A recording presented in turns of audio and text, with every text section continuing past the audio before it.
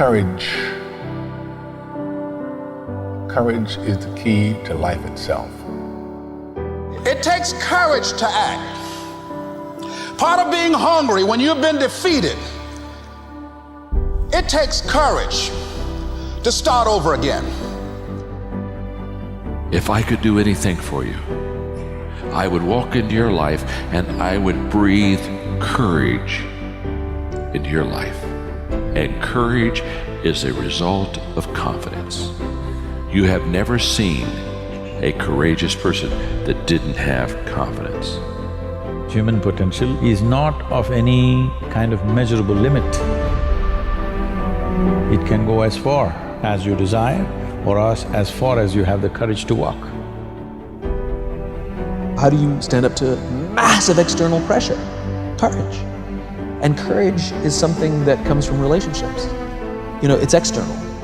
There are days we're gonna doubt ourselves.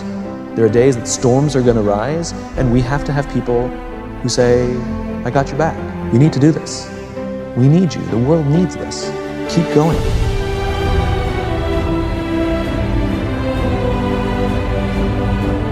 Courage is not the absence of fear. Courage is the judgment that what you want is more important than your fear. It takes courage to achieve your goals, man. It takes courage to be successful. Patience and inner voice makes you unbeatable. You've lived a life dominated by doubt and fear. How do you step into bravery? Step. Take the step. No more would I live like this. It takes courage to fight back. If you don't have the courage to act, life will move on you. You don't work for nobody else. You work for your mama, you work for your sister, you work for your aunts, you work for your grandma, you work for your family, you work for your kids. You ain't making no other man rich. Do you have the courage to stand there though the storms keep raging? It takes courage to be successful. It takes courage to win. It takes courage to be different. It takes courage to go where you've never gone before.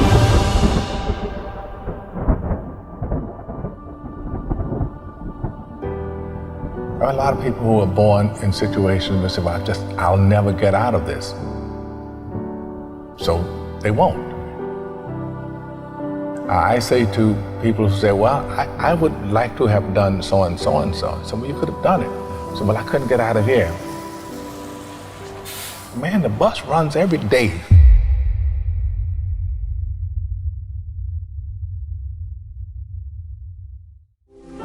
As you look at your life, ask yourself the question, what would your life be like?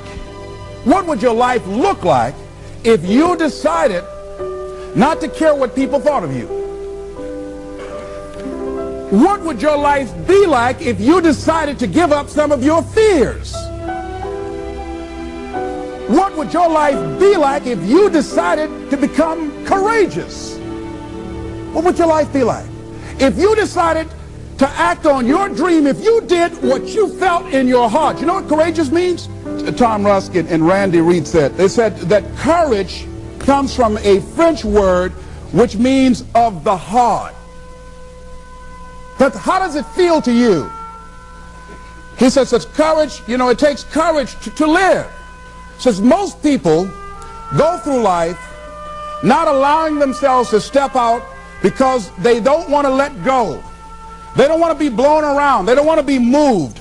The courage to face life's whirling wind of contradictions. The courage to love yourself. The courage to love. For years, I was afraid to love. The courage to take a chance. The courage to be who you are.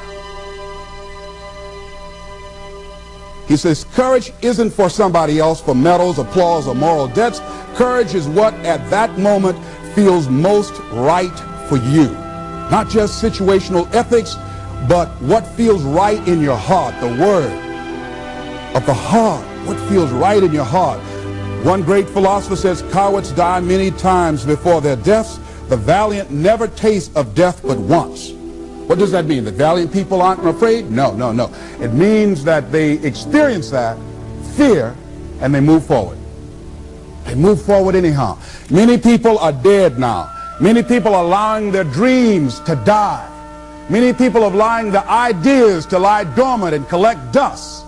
Many people have all this talent and ability that they are allowing to be buried inside of them, that they will take with them to their graves because they didn't have the courage to be who they are. And I say, as you begin to look toward the future and manifesting your greatness, it's going to take everything in you. Do you have the courage to get what you want? It takes courage to achieve your goals, man. It takes courage to be successful. It's scary. Being like everyone else, doing what the masses do and following the herd, that's easy. It's easy to be comfortable. It's easy not to try. It's easy to give up. It's easy to stand on a sideline and watch while other people with courage go out and get all the for themselves that you want for yourself. It's easy to look at these people and make excuses as to why they can do what you can't and say things like, yeah, that's because they've got this and that, or I'd do it if it wasn't for this and that. All that shit's easy. And let me tell you, if you don't want to make waves or you're scared what people think, then you better prepare yourself for a life of mediocrity. You better dress like everyone does, walk and talk like everyone does, because as soon as you start to stand out, they're going to try and pull you back in. And it takes courage to push through that. As soon as you start to change, and I'm sure some of you have tried a lot, you're going to get these people that want to keep you where they are. Because if you outgrow them, you're leaving them behind. And then they'll have to admit to themselves that it's possible. And that's the scariest thing in the world for them to do. Because that takes courage. That takes balls of steel. You need courage to change your life. Courage is needed to face your fears. To step out of your comfort zone and say, that's it, I'm done. No more. No more will I take this. No more will I live like this. No more will I let people treat me like this. It takes courage to fight back. It takes courage to get what you want and to start changing your stars. You have to go into it with the knowledge that it ain't going to be easy. It's going to be a battle. Not just any battle, not just some fight on a playground. This is a fight of life and death. And it takes courage to face that shit. But you have got it inside you, I know it. I believe you can like I believe I can. And I make these videos and do these talks to try and get it across to people that ain't yet got the courage themselves that they can do anything they want to do. If you just have the courage. You can either be a victim of your life or the master of it. But the choice, that's yours to make. There's enemies all through life. People that hurt you, people who lie to you, people that cheat on you and people that beat you. But there is only one enemy that can destroy you, and that's the enemy within. This enemy you can't escape. You can only tame because it lives inside your head. It enjoys trying to destroy you, convincing you that you're nothing, that you'll never be nothing, that you came from nothing, and you'll never get out. You're never going to change. You're never going to achieve your dreams. You're never going to make a difference. You're never going to get what you want. The enemy within feeds you this poison on a daily basis if you let it. For me, I picture the enemy within in a round cage in my mind. And it's circling this cage, but it never takes its eyes off me. It's baiting me, waiting for me to step into that cage with it so it can once again overpower my mind with its negativity. All its lies, all its paranoia, all its stress, all its depression, all its anxiety. You know what that cage is called? It's my comfort zone. I've found that when that enemy within is at its strongest and most powerful is when I'm comfortable and not striving to get better. The best way to keep it in check is to work on yourself daily. Work on the way you look at the world around you. Look at solutions rather than focusing on all the problems. Don't listen to its lies about what might happen if you try that new thing, and just try it. You do this and you are constantly getting stronger than that enemy within. Bigger and stronger, so it's no match for you. You're fucking unstoppable. But never forget this. You cannot beat the enemy within, you can only tame it. You can only make sure you work on your mind like a muscle in the gym, so you remain bigger and stronger than it. But that enemy within will always be there, circling that cage, staring at you, waiting, silently waiting for you to slip up. So keep it in check. Work on yourself daily and never give in. Every single day we are all faced with fears. opportunities that appear throughout our day-to-day lives, and the easy thing to do is to just walk away. These fears can be anything from applying to a job, telling that person how you feel, taking that first step. What I've found in life so far, when I think about it, is all of these things normally have one thing in common: the fear that you might fail. What if I apply for that job and I don't get it? What if I tell that person how I feel and they don't feel the same? What if I take that first step, doing whatever it is, and I get hurt? The fear of failure is rooted deep in all of our subconsciouses, but most of us don't even know it exists. We go about our day to day telling ourselves the reason we aren't doing the things that we should be doing is because some bigger fear, some greater reason that actually doesn't exist at all. If you're listening to this now, I want you to consciously know from this day forward that the real reason you ain't doing what you should be doing and have the life you deserve is because subconsciously you're afraid to fail. You're afraid you won't get it. You're afraid they'll say no. You're afraid you'll get hurt. You're afraid you'll fail. Face your fears. Once you admit this simple truth and start getting real and honest with yourself, you'll start finding it a lot easier to deal with. Because let me tell you something, when you admit that it's failure you're afraid of, failure suddenly becomes nothing to be afraid of at all. You have the strength inside you to do anything, be anything, but all the while you're letting fear control you, you won't do anything. Face your fears.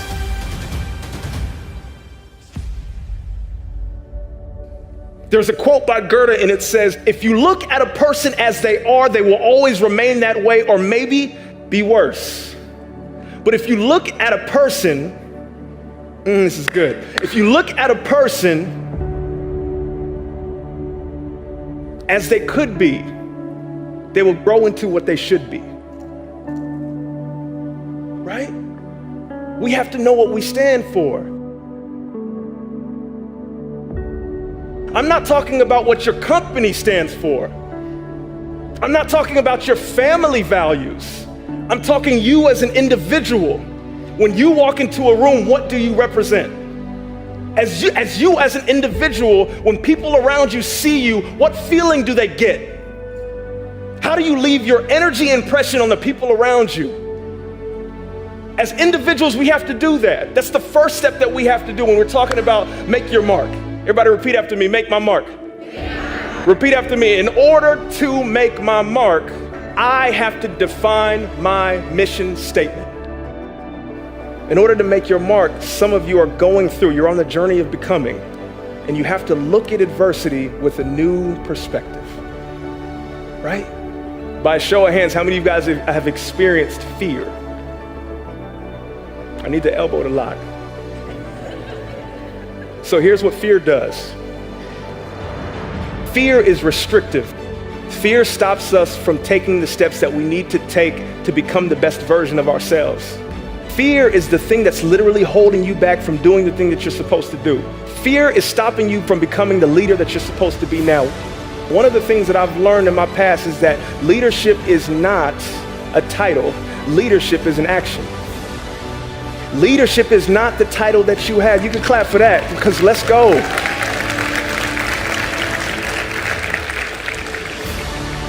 Leadership is not a title. Leadership is an action. Leadership is not a noun. Leadership is a verb. Leadership is not what you look like or where you are. Leadership is the way in which you interact and how you treat the people around you. I'm trying to tell you something, people. Leadership is each and every one of you right now are a leader. Young professionals, unemployed, if you don't know what's going on, you're a leader just by the way in which you operate. I'm being honest. Many of us are stuck and stagnant in situations because we believe that we need someone to give us the card to initiate what we're supposed to do. Someone here is literally supposed to absolutely put their time and their effort in something new. Like someone here right now is supposed to focus on their dream and their goals and their aspirations. The question that I ask myself every time that I speak, I don't look at this as a keynote, I look at this as an assignment. The thing that I ask myself is if I don't operate in my faith and instead operate in my fear, if I don't chase my dreams and become the person that I'm supposed to be, who loses out?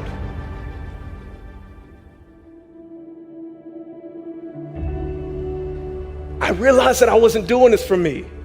Like every time I do something, it's not just for me. There are people who are watching you right now in your journey, and you're inspiring them just by the way in which you move.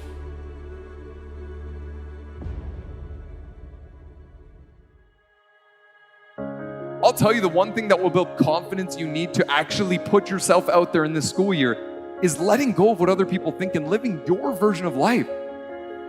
Because too many students are living a watered down version of someone else.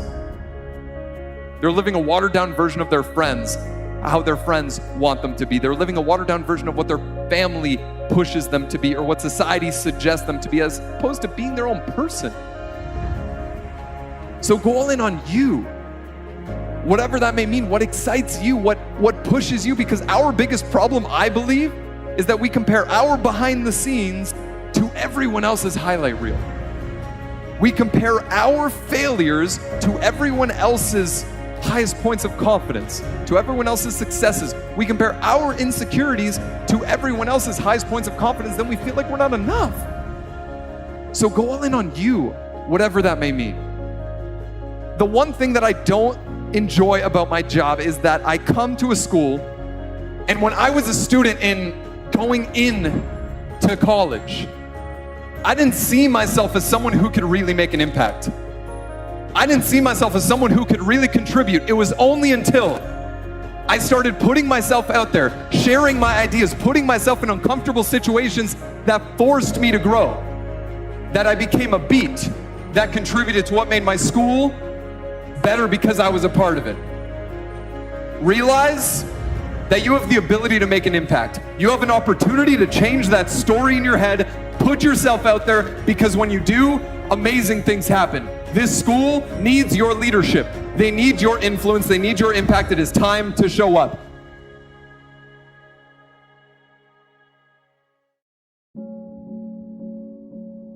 We're all carrying things in our pack.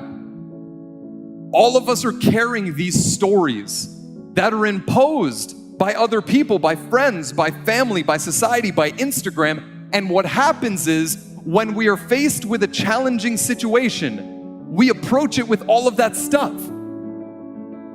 Some of you believe the stories that you've made up in your own head. The story of I'm not good enough. The story of I'm not academically inclined. The story of I'm not a morning person. The story of I can't really make new friends. The story of I can't really have an impact on the people around me. And now listen, I want to be abundantly clear. I'm not the guy that's going to come in here and tell you what stories to tell yourself, but I want you to get back to the place where you can start telling yourself better stories. Stories that you are enough, that you are charismatic enough, that you are courageous enough, that you aren't like them, and that's okay because you are like you. I believe when we stop believing the stories that we tell ourselves in our own heads and start telling ourselves new stories, stories that are actually aligned with who we are and who we would like to become, that is when we are able to change ourselves and change the people around us. But I want you to raise the question within yourself of defining the snake in your life. That thing that keeps on coming up that it is time to face. Because here's what I know. Every single person in this room, student and faculty, has something that comes up that tries to get in their way, make them want to quit and turn around and walk away. And what I know to be true is defining that thing for you is the only way to be able to overcome it. We talk a lot about leadership going into a new school. How do you show up as a leader in this school and the community around it? True leadership is leaning into the things you're afraid of. True leadership is consistently choosing courage instead of fear. True leadership is having the courage, the audacity to take on challenges, things that don't make you feel good, while inspiring other people to do the same. It takes courage to make a new friend. It takes courage to stand up for that person that you see on campus isn't being done right. It takes courage to wake up a little earlier instead of late, to join that student group, to put yourself out there more than you thought that you could. It takes courage to live a great life. So make the decision today of what courageous act are you going to make for yourself and the people at this school. It starts by taking on the things that you can actually affect, that you can control, and that you can impact, because I see way too many students coming into college and university that allow themselves to be defined by what happened yesterday.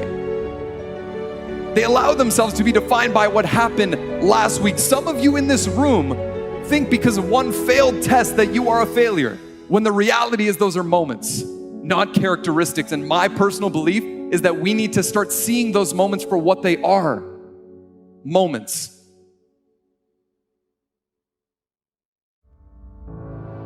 Oh yes, it's true. Many people put it on the line. Many people get out there every day and do something that has never been done before. Many people out there put it on the line and do something special to help someone else. Why can't we recognize them? No matter where you go, no matter where you may be, someone is out there right now that is doing something far greater, and they're putting so much work in to make a difference in this world. Why can't we honor them? Why can't we honor those servicemen and women? You have to consider the fact there are great doctors, there are great lawyers, there are great teachers, there are great mothers and fathers, there are great people in this world. And we all are responsible for one another. We all have a duty. We all have to serve. Whether you wear a uniform or not, you have to serve. Can you be a serviceman? Can you be a servicewoman? Can you serve? Are you prepared to serve? Do you have the ability to serve? Don't make it about yourself. You have a duty. You have a responsibility. They didn't give up. Why should you? Keep moving. Keep believing. We are all one. Both far and near, we must serve. So this day, we honor the servicemen and women who put it on the line, who've given their all. And if they make it home, and they have the ability to put their arms around their loved ones, job well done. And there will be a new day. And that day starts a new opportunity. A new opportunity to make something else special happen.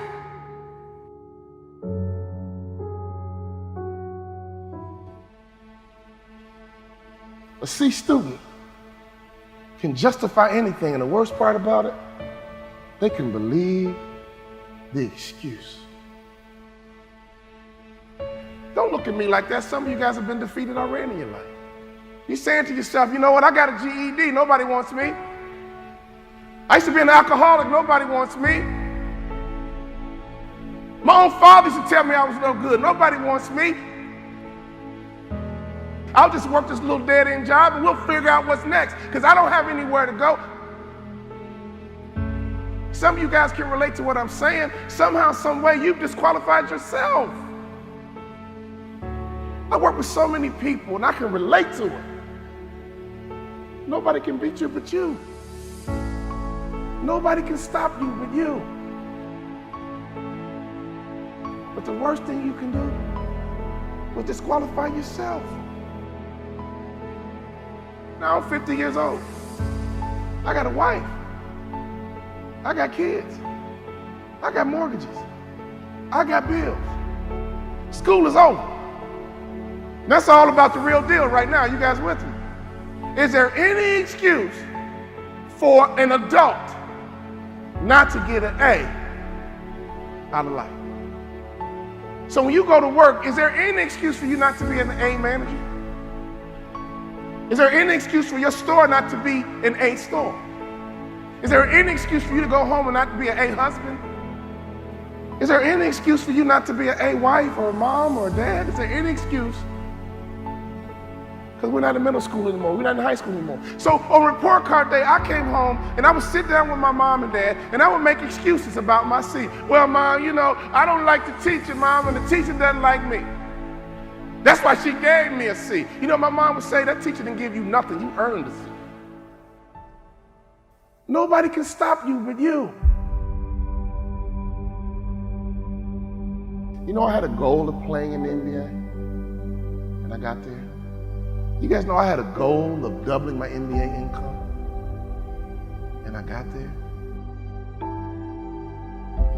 If you set a goal, and you make the intention that you're going to get there, do you know that you writing it down and looking at it every single day, you're 7 times more likely to achieve that goal? This is America, ladies and gentlemen. It can happen to you, it can happen for you, but you gotta write these goals down, plain up on tablets, so they can be seen by men, and that woman is you. My father said, write your goals down, son, and I wrote them down. I said, Dad, I'm gonna play in NBA, and that's your problem, son. Your value system's screwed up. You're smart. This family's about being a student athlete. Rewrite your goals tomorrow and give them to me. He didn't yell at me. He didn't browbeat me. He didn't criticize me. He said, son, that's your problem. Your value system is screwed up. Redo them and give them to me tomorrow. You know, some of you guys can have more in life, but your value system's screwed up. You're more excited about Facebook and Instagram. But some of you guys, it's golf. You know, I go to work, man, I can't wait to hit that golf course. My father taught me something very valuable. But you know what? You will dwell in what you dwell on. You will dwell in what you dwell on. If you dwell on marijuana, you will dwell in marijuana. And you will get the weed smoker's reward. I thought about it the other day. I'm from Chicago. I've never been to a thug retirement party. Have you? I've never been to a thug retirement party. I guess I have. They're called funerals. What you dwell in, you dwell on. So can I give you a little bit of advice? Make sure your value system is good. Make sure your value system makes sense. People say all the time, well, what's most important to you? God, family, work. And I know what you're going to write down, but it's got to be real in your heart. Does that make sense? What was in my heart was sports, and that's no lie. My father said, redo your value system, son. It's screwed up. I redid it the next day. I said, Dad, you ready? Yeah. Okay, Dad. I'm going to graduate college in 4 years. I'm going to play in NBA. Anybody know why I ducked? My dad had a nice backhand. I said, I'm going to play in NBA. And this is what I said. I'm going to make more money in business than I did in sports. You know what my father said? I like it, son. I like it. I want you to take those goals out and look at them every single day. Before I knew it, that 2.1 turned into a 2.9. Before I knew it, I got selected to be president of the journalism club, captain of the homecoming committee. Before I knew it, people began to recognize me not as an athlete, but as a leader in school. All of a sudden, I wanted a 3.0. I'm gonna get a 3.0. I'm gonna get a 3.0. And they were like, Walter, it's mathematically impossible. You know what I'm talking about? So I got as high as I can get, a 2.9. And I realized, you know what? I could have had a 3.0 easy if I would have taken advantage and been a little bit more mature in my past life. Some of you guys need to hear what I'm saying to you right now. Some of you guys used to be immature in your past life. Can I get a witness? Now you're not in middle school anymore. You're not in high school. Childhood is over. Would you agree? And grown men and grown women think a certain way, operate a certain way, and have a certain mindset and mentality. I want you to understand you are a part of a legacy. You've heard about your mom's story. You heard about your dad's story. Now it's time for you to build your story. My father was a sharecropper in Tennessee. I heard all the stories my dad would tell me being a young black boy in Tennessee. He said, son, I got called the N-word so many times, I began to think it was my first name. But I busted my butt for you, son. I busted my butt. I went back to college for you, son. I got educated for you, son. Everything I do is for you, son. See, right now, I want you to understand you are a part of a legacy. Many of you guys, your mom made sacrifices for you. Your dad made sacrifices for you. Now it's time for you to grab the bull by the horns and impact your legacies. Everybody with me? Your mom and dad have this story. Your grandfather, your grandmother has his and her story. Now you are building your story. I was at a track meet one day, and I was watching a 4x1 relay.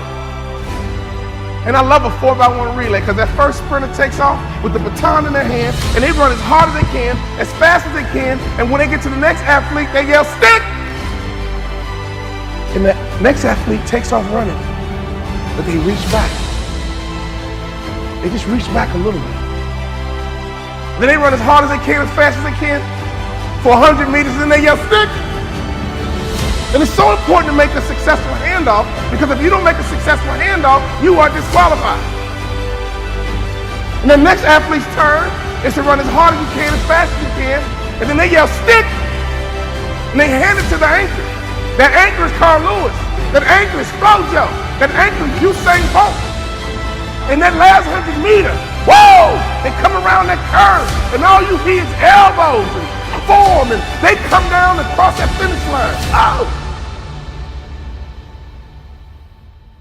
So I was at the track meet, and I saw them handing this baton. They kept yelling, stick! Stick! Stick! Stick! Stick! Your father might be from Russia. Your grandfather might be from Cuba, Colombia. I don't know where they're from, but let me tell you something. At some point, they're going to yell, stick! And that baton's in your hand. So we don't have time to be silly anymore. Would you agree? We don't have time to play games anymore. Would you agree? You got to get that baton in your hand. You got to run as hard as you can, as fast as you can. And every day in that car in the morning, my dad would just talk to me. Like, son, I'm from Tennessee, son. Education is very valuable. You cannot devalue education. Education is important, son. That's the way out. Education, working hard, education, getting trained. Smart families are training and development organizations masquerading as a family. Mom, dad, you are head trainers of a family. You know what my dad would say? Go get it, son, go get it. Be sweet, baby, be sweet, go get it. Go get it, be sweet, baby, go get it. Go get it, be sweet, baby. Go get it, be sweet, baby. Every time I left the house, my mom would say, be sweet, baby, be sweet. My dad would say, go get it, son, go get it.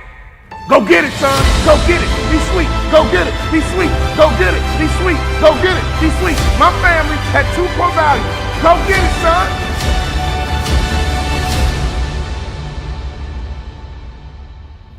Be sweet, baby.